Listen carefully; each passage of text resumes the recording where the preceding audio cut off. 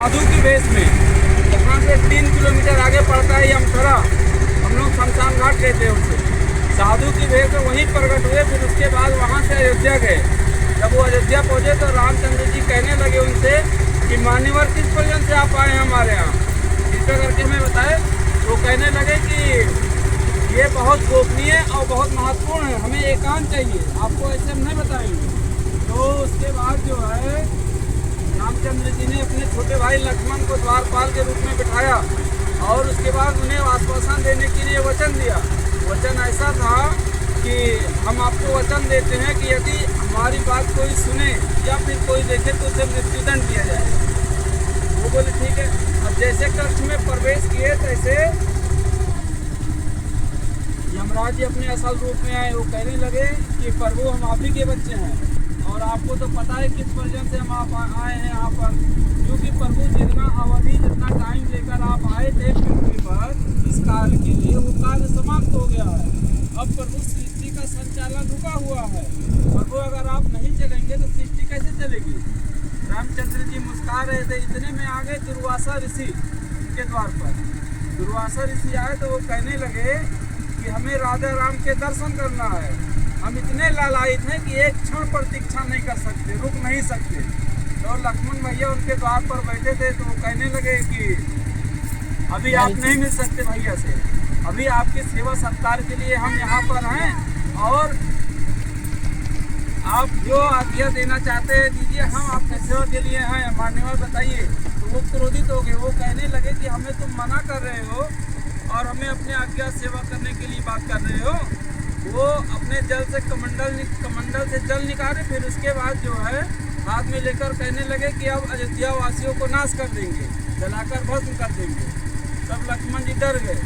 वो फिर सोचने लगे अपने मन में विचारे कि अगर अयोध्या धर्म संकट में आएगी तो राम भैया के ऊपर लांछन लगेगा, क्योंकि भैया हमारे ठहरे अयोध्या के राजा और एक राजा का प्रथम कर्तव्य है प्रजा की रक्षा। तो वो बिना कुछ सोचे समझे कहने लगे कि प्रभु आप कुछ क्षण प्रतीक्षा करें, हम भैया को लेकर आते हैं। जैसे वो प्रवेश किए तैसे उसके बाद यमराज जी अंतर ध्यान हो गए, क्योंकि यमराज जी काल थे और काल को कोई नहीं देख सकता।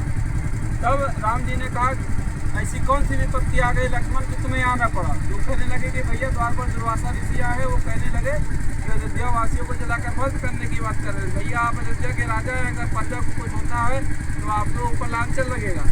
और भैया अगर हम नहीं आते हमारे जीते जी ऐसा नहीं हो सकता। भैया हम आ गए हैं, आपका जो है आज्ञा का उल्लंघन हुआ है, हमें जो लांछन देना चाहते हैं बुद्धि की शिकार है। तब ऐसे कुछ दिन बीता, जैसे सीता मैया के ऊपर लांछन लगा था वैसे रामचंद्र जी के ऊपर भी लांछन लगा। कारण क्या था, प्रजावासियों ने कहने में बातें शुरू होने लगी, क्या राजा अपने भाई को मृत्युदंड देंगे, क्या रामचंद्र जी अपने मृत्युदंड अपने भाई को देंगे। उन्हें कौन कहेगा, वो ठहरे राजा और एक प्रजा की इतनी हिम्मत नहीं है, किसी अपनी जान प्यारी नहीं है। फिर जैसे जैसे ये बात उठनी शुरू हो गई, जैसे रामचंद्र जी ने आस पड़ोस के राजा और जितने विद्वान व्यक्ति थे सभी को बुलाया सभा में और रामचंद्र जी ने कहा कि ये बहुत महत्वपूर्ण और जटिल समस्या है, कृपया करके इसे हमें बताया जाए। अगर हम लक्ष्मण को मृत्युदंड देंगे तो हमें भाई हत्या दोष लगेगा और इस समस्या का समाधान या निवारण किसी के पास हो तो मुझे बताए।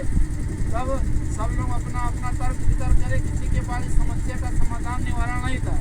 तब उसमें जो सबसे विद्वानी व्यक्ति थे हनुमान जी बीच से निकल के आए। कहने लगे प्रभु आज्ञा हो तो हम कुछ कहे। बोले कहे, क्या कहना चाहते हो कहो।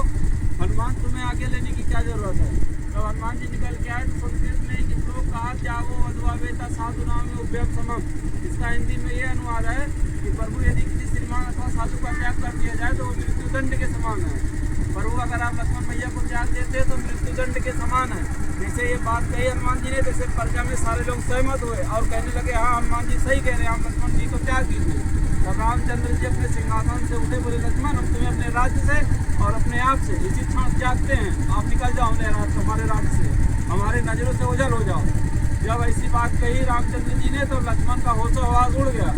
बिल्कुल वो तुम टापू में भी ले जा रहे हो, टापू ये यहाँ पर चाय पकौड़ी मिलेगी बीचों बीच नदी का। बेफिक्र रहिए, हमसे बेटर पूरे घाट पे कोई नहीं घुमाता।